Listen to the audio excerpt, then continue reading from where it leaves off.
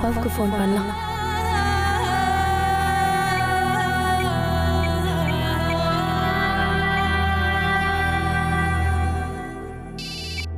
Hello அத்தா சொல்லுதா, ஏதாவது அவசரமா? இந்த நேரத்தில் கால் பண்ணிருக்க? அர்ஜென்ட் தாப்பா. என்னாச்சுதா? இந்த குடும்பத்தை அசிங்கப்படுத்துறதுக்கு இன்னொரு வழி கிடைச்சிருக்கு. உங்களுக்கு ஆர்கே லேப் தெரியுமா? தெரியுமா. நாளைக்கு காலையில முதல் வேலையா அங்க போறீங்க. எதுக்குதா?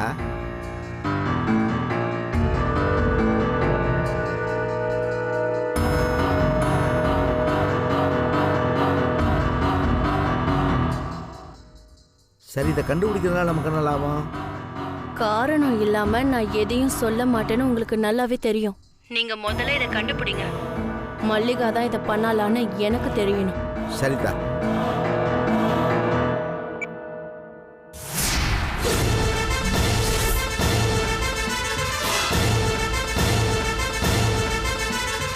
யார்கிட்ட ஃபோன் பேசிட்டு இருந்த? அப்பா கிட்ட தான் பேசிட்டு இருந்தேன். அப்பா கிட்டயா? என்ன பேசிட்டு இருந்த? சும்மா எப்படி என்னென்னலாம் கேட்டுட்டு இருந்தேன். உங்க அப்பா எப்படி இருப்பாருன்னு உனக்கு தெரியாதா? ஏய், நீ என்ன பேசிட்டு இருந்த நான் கேட்டேன்.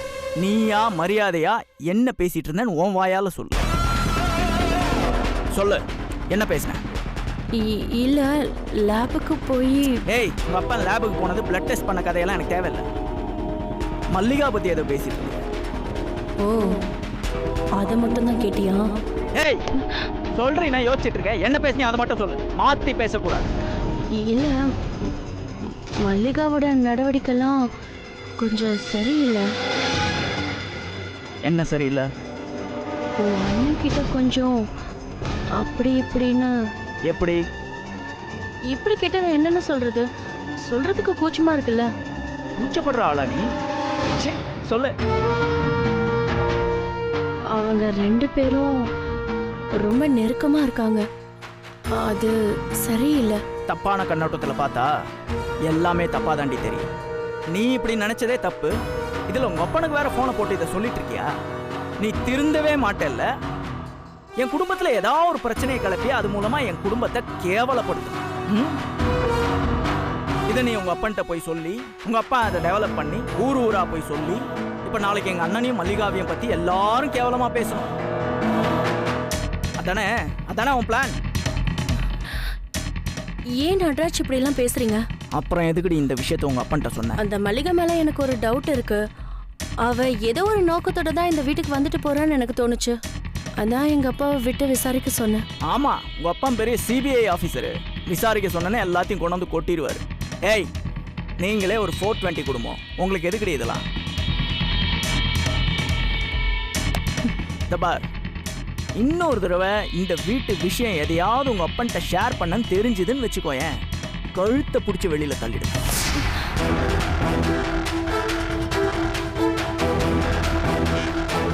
உன் அப்பா இருக்கிற வரைக்கும் உன்னால அதை செய்ய முடியாதுடா.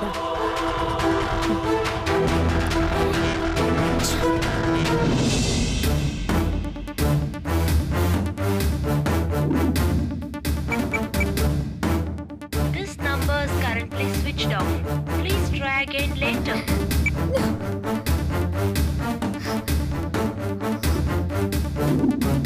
இவ்வளவு நேரம் ஆளை காணோம். போனை சுவிட்ச் ஆஃப் பண்ணி வச்சிருக்காரு. அவர் கூட ஒருத்தர் வேலை பார்க்கறாருல, அவருக்கு போன் பண்ணி பார்க்கலாம்.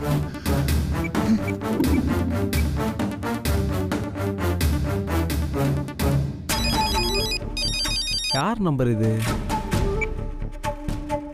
ஹலோ ஹலோ, நான் உங்க கூட ஒர்க் பண்ற நாகராஜோட வைஃப் பேசுறேங்க. சொல்லுங்க, நல்லா இருக்கீங்களா? நல்லா இருக்கேன். நீங்க நல்லா இருக்கீங்களா? நான் நல்லா இருக்கேன். அவர் இன்னும் வீட்டுக்கு வரல, என்னன்னே தெரியல. ஃபோன் பண்ணாலும் சுவிட்ச் ஆஃப்னு வருது. அதான் நான் உங்களுக்கு கால் பண்ணேன். இன்னும் வரலையா? மணி 10 போகுது. ஆமாங்க, உங்களுக்கு ஏதாவது தெரியுமான்னு கேட்க தான் நான் ஃபோன் பண்ணேன். நானும் அவரும் ஒன்றா தான் ஆஃபீஸ்லேருந்து கிளம்பணும். வீட்டுக்கு போகிறோன்னு சொல்லிட்டு தான் போனார். அவர் கிளம்பும் போது நான் ஃபோன் பண்ணேன். யாரோ கிளைண்ட்டை மீட் பண்ணிட்டு வரேன்னு சொன்னார். அப்படின்னா கூட அதுக்கு ஒரு 1-1.5 மணி நேரம் தான் ஆகும். இந்நேரம் வீட்டுக்கு வந்திருக்கணுமே. ஃபோனு வேற சுவிட்ச் ஆஃப் பண்ணுறீங்க. ஒருவேளை சார்ஜ் இல்லாமல் ஆயிடுச்சா இல்லை சுவிட்ச் ஆஃப் பண்ணிட்டாரா என்னன்னு தெரியலையே. சரி ஓகே, நீங்கள் ஒன்றும் கவலைப்படாதீங்க. சரிங்க. ஓகேங்க, thank you.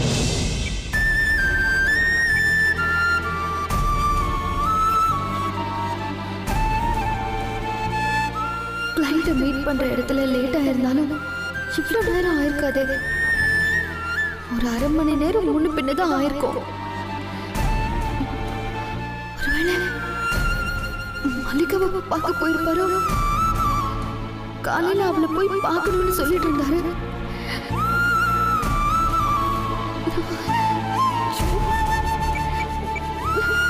This number is currently switched off. Please try again later. சுவிட்ச் ஆஃப் வருது. வேணும்னே போனை சுவிட்ச் ஆஃப் பண்ணி வச்சிருக்காரா? ஐயோ கடவுளே, எனக்கு ஏன் இப்படி எல்லாம் யோசனை போகுது?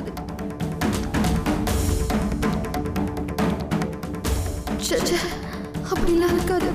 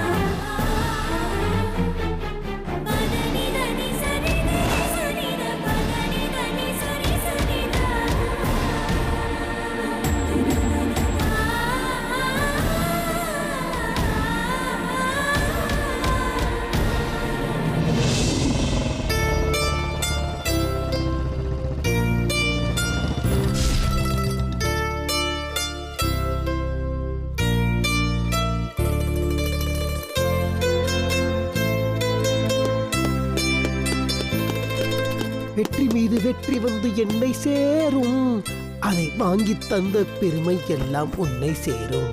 ராஜி ஏக்குமாறு தோட்டுக்குடா ஒரே கல்லிலே நம்ம 2 மாங்காய் அடிக்கிறான். ஏன் சொல்றேன் தெரியுமா? சேட்ஜி 2 பால்சி போட்டாரு.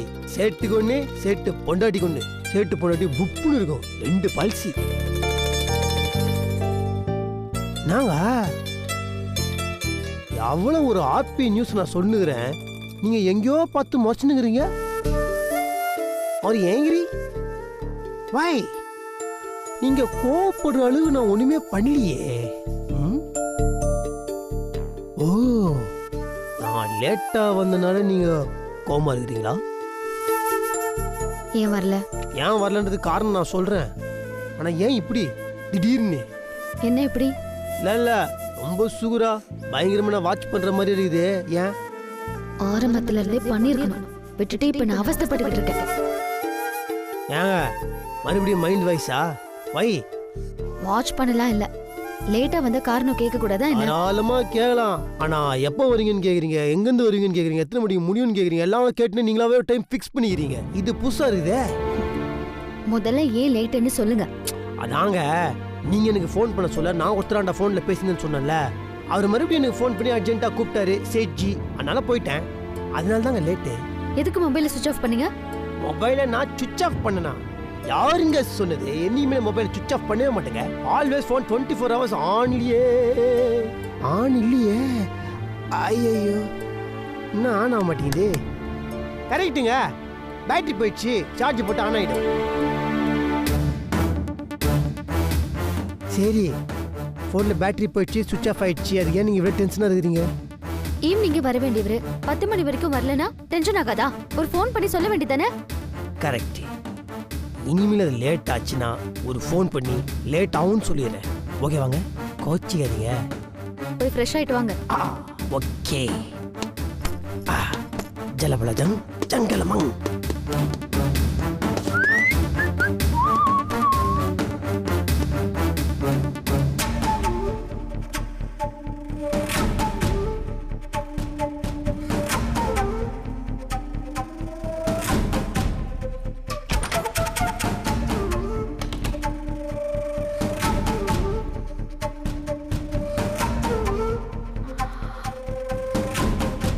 யாருக்கு ஃபோன் பண்ணிருக்காருன்னு எடுத்து பார்த்துடலாமா?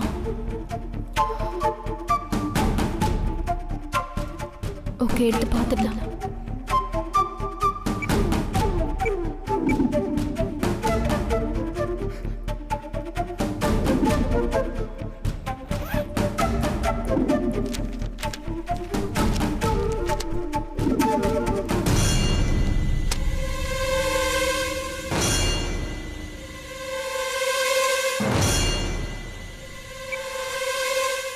கிளைண்ட்ஸ் நேமா தான் இருக்கு.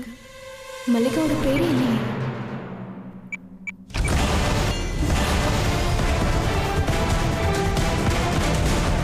என்னங்க ஒன்றும் இல்லை, சார்ஜர். அது ஏற்று என்ன இருக்குது உங்களுக்கு என்னென்ன எதாவது கேட்கணும்னு தோணுச்சுன்னா டப்புன்னு கேட்டுருங்க. சந்தியா யாரு? Sanjay is a figure, sorry is a பொண்ணு. எனக்கு தெரியாதா, அதான் யாருன்னு கேட்குறேன். கிளைண்ட்டுங்க பால்ச்சி போடன்னு சொல்லிச்சு, அதனால போய் பார்த்தேன். நாங்க நீங்க ஏங்க நீங்க ஏங்க இப்படி ஆயிட்டீங்க?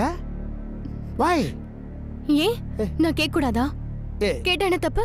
அதுக்கு உரிமை இல்லையா எனக்கு? இருது இல்லங்க, ஏங்க ஏதோ உளறிட்டேன், விடுங்க, சாரிங்க. ஏங்க ஹலோ,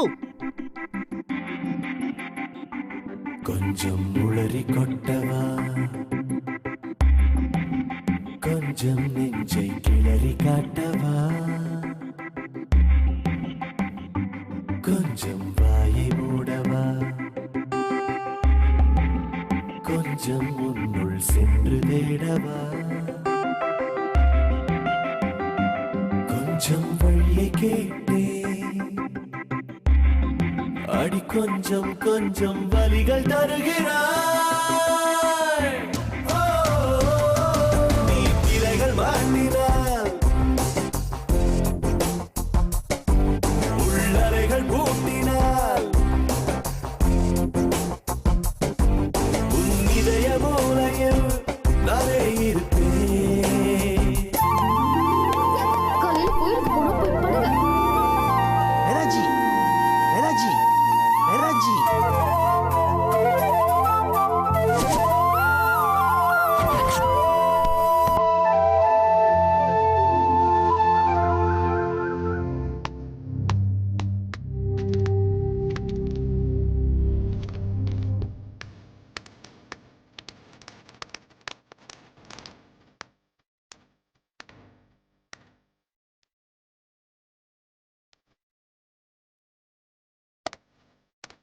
தம்பி, நீங்கள் தான் இங்கே லேபில் வேலை செய்கிற தம்பியா? ஆமாம் சார்.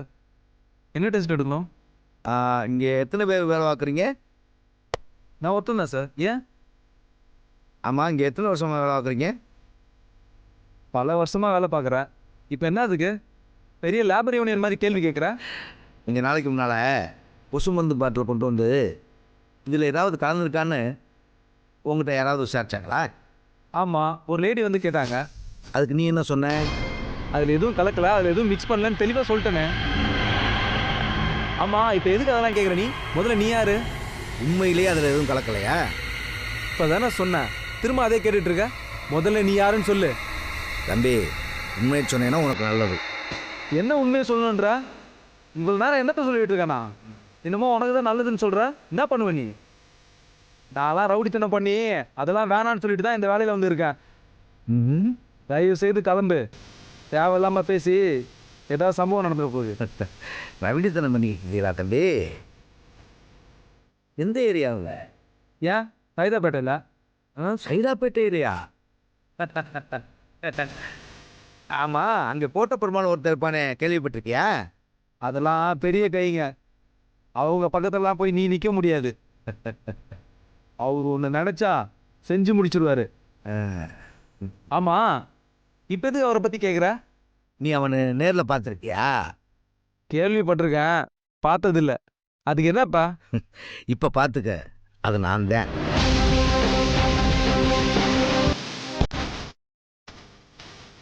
இப்போ சொல்லு, அதில் எதுவும் திறக்கலையா? சார், குளோரோஃபார்ம் கலந்துருந்தது சார். அதான். அப்புறம் ஏன் போய் சொன்னேன்? ஒரு லேடி வந்து பணம் கொடுத்து அப்படி சொல்ல சொன்னாங்க சார். அந்த லேடி யாருன்னு தெரியுமா? ஊர் பேர் எதுவும் தெரியாது சார்.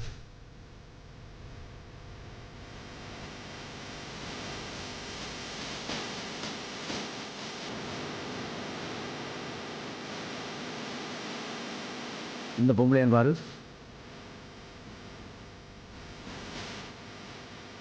ஆமாம் சார், இந்த லேடி தான் சார். இப்போ நீ என்ன பண்ணுற, இந்த ஃபோனை உன் முகத்துக்கு பக்கத்தில் இப்படி வச்சுக்கிற, அவங்க போட்டால் தெரியுற மாதிரி வச்சுக்கணும். சரி சார். இப்போ நான் என்ன பண்ணுறேன், அன்னைக்கு நடந்த நிகழ்ச்சியை நீ சொல்கிற, அதை நான் இந்த செல்ஃபோனில் படம் எடுத்துக்கிறேன். ஓகேயா? ஓகே சார், சொல்கிறேன் சார்.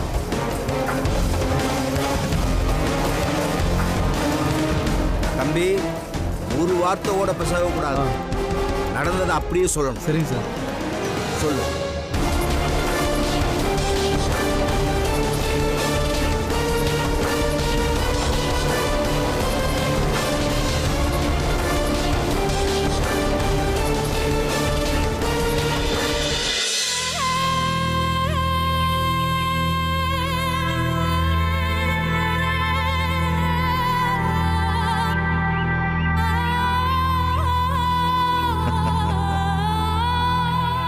அத்தா, நாளை பின்னாவே மாற்றி பேசிடக்கூடாதுன்னு படம் பிடிச்சிட்டு வந்திருக்கேன். சூப்பர்ப்பா. இந்த வீடியோவை எனக்கு உடனே அனுப்பி வைங்க. இதை வச்சே அந்த குடும்பத்தோட மொத்த சந்தோஷத்தையும் ஒரே நிமிஷத்துல கெடுத்து விட்டுடுறேன். இதை வச்சு என்னத்த பண்ண போற? என்னப்பா எப்படி கேக்குறீங்க? மல்லிகா வேதாவை எதுக்கு கொலை பண்ண ட்ரை பண்ணணும்? நாகராஜுக்கும் மல்லிகாவுக்கும் தப்பான தொடர்பு இருக்கிறதுனாலதான். இத சொன்னா அந்த குடும்பமே ஆடி போயிடும். நீ நினைக்கிறது தப்புத்தான். நீ இந்த படத்தை அவங்கள்ட்ட காட்டுறதுனால பாதிக்க போகிறது மல்லிகா மட்டும்தான். அப்புறம் ஒரு வகையில் மல்லிகா நமக்கு உதவிதான் பண்ணிக்கிட்டு இருக்கா. அதை நாமளே கெடுத்துடக்கூடாது. ஹெல்ப் பண்ணிட்டு இருக்காளா? ஆமாத்தா, மல்லிகா வேதாவை ஒழிச்சு கட்டிட்டு நாகராஜோட வாழணும்னு ஆசைப்படுறா. வாழட்டுமே. அப்படி அவ செஞ்சிட்டா அந்த குடும்பத்தோட மான காத்துல பறக்கும். அந்த ராமநாதன் அசிங்கப்பட்டு அவமானப்பட்டு யார் மூஞ்சிலையும் முழிக்க முடியாம கூனி குறுகி வீட்டுக்குள்ளே அடைஞ்சு கிடப்பேன். நமக்கு அதானே வேணும். அப்புறம் அந்த குடும்பமே திரும்ப எந்திரிக்க முடியாத அளவுக்கு நம்ம பங்குக்கு இன்னும் ஓங்கி அடிப்போம். அப்புறம் இப்போ நாம் அதில் தலையிடாம ஒதுங்கி நின்று வேடிக்கை பார்ப்போம். முடிஞ்சா அந்த மல்லிகாவுக்கு உதவி பண்ணுவோம். அப்போ இந்த வீடியோ நமக்கு யூஸ் ஆகாதாப்பா? உதவாதுன்னா நான் எதுக்கு தான் வேலை மனம் கட்டு படம் பிடிச்சிட்டு வர்றேன்? உதவும். அந்த மல்லிகானால நமக்கு ஏதாவது காரியம் ஆகணும்னா அப்போ இந்த படத்தை காட்டி அவளை பயமுறுத்தி நம்ம காரியத்தை சாதிச்சுக்கலாம். அதுக்கு பயன்படும்ல. எப்படி? என்னத்தான் யோசிக்கிற?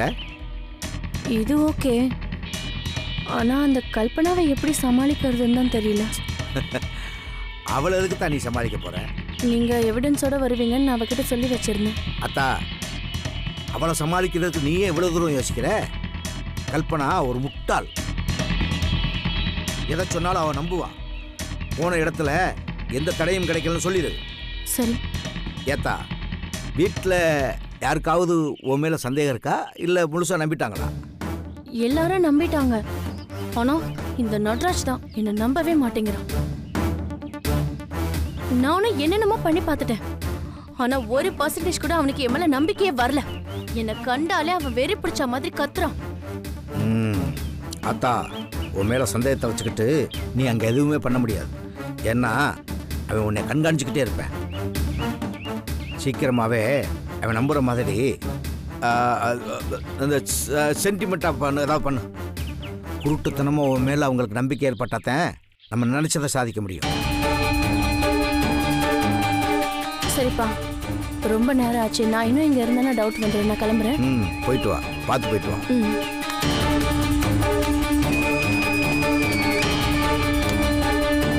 ராமநாதா, ருத்ரா எங்க போயிருப்பா? எங்க போய் அவளை தேடுறது? அவளை கண்டுபிடிக்கலன்னா நம்ம மேல ஆக்ஷன் எடுப்பேன்னு சொல்லியிருக்காங்க. அப்படி ஏதாவது நடந்துச்சுன்னா அப்புறம் வீட்டில் இருக்கிற எல்லாருக்கும் தெரிஞ்சிருமே. என்ன பண்ணலாம் அப்போ? என்னங்க, என்னாச்சு? ஏன் ஒரு மாதிரியா இருக்கீங்க? ஒண்ணும் இல்லையே. இல்ல, உங்க முகத்தை பார்த்தாலே எனக்கு தெரியுது. ரொம்ப ஒரு மாதிரி டென்ஷனா இருக்கீங்க. ஒரு இடத்துல நிக்காம நீங்க நடந்துகிட்டே இருக்கீங்க. ரொம்ப குழப்பத்துல இருக்கிறவங்க தான் இந்த மாதிரி குறுக்கு நெடுக்குமா நடந்துகிட்டே இருப்பாங்க. நான் சும்மா நடக்க கூட கூடாதா? அதுக்கும் நான் உங்ககிட்ட காரணம் சொல்லிட்டு இருக்கணுமா? இப்போ என்ன வேணும் உனக்கு? இல்லங்க, நீங்க ஏதோ பிரச்சனையில இருக்கிற மாதிரி எனக்கு தெரியுது. அது என்னன்னு தெரிஞ்சுக்கிற உரிமை கூட எனக்கு இல்லையா? எனக்கு பிரச்சனை நான் உங்ககிட்ட சொன்னா நீ ஏதாவது நினைச்சிட்டு வந்து என் உயிரை எடுக்காத. முதல்ல இங்கேருந்து போ. எந்த பிரச்சனையும் இல்லைனா நீங்க ஏன் இப்படி டென்ஷனா இருக்கீங்க? இங்க பாருங்க, உங்க பிரச்சனை நீங்க என்கிட்ட சொல்லணும்னு கூட இல்ல. ஆனா உள்ளுக்குள்ளேயே வச்சு கவலைப்பட்டுட்டு இருக்காதீங்க. மாமா கிட்டயாவது சொல்லுங்க. அவர் கண்டிப்பா ஏதாவது ஒரு நல்ல சொல்யூஷன் சொல்லுவாரு.